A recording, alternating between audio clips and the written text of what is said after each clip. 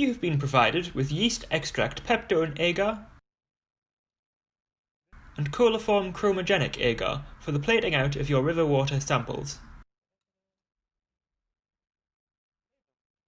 It is important to first label your plate so you can identify it, for instance with your initials, bench number and the date.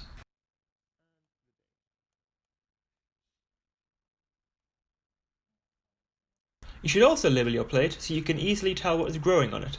For instance, which dilution has been plated, what volume has been plated, and at what temperature the plate has been incubated.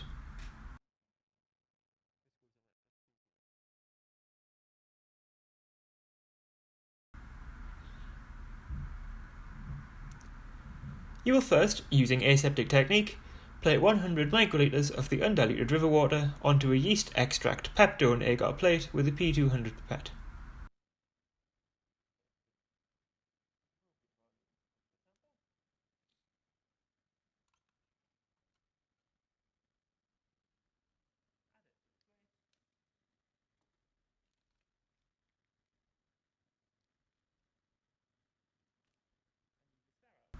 Spread the inoculated bacteria around the surface of the plate with a sterile spreader so that the plate is evenly covered.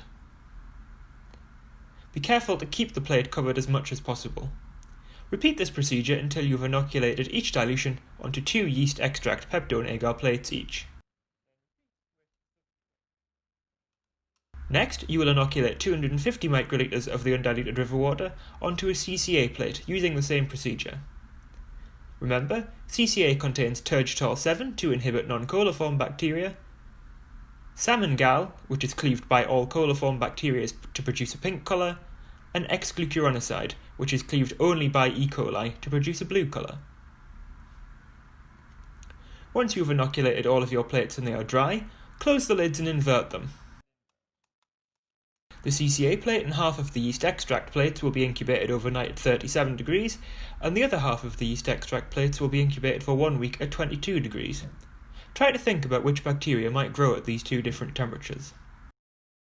The Bathing Waters Scotland regulations of 2008 state the appropriate number of coliform and E. coli cells that safe bathing water may contain.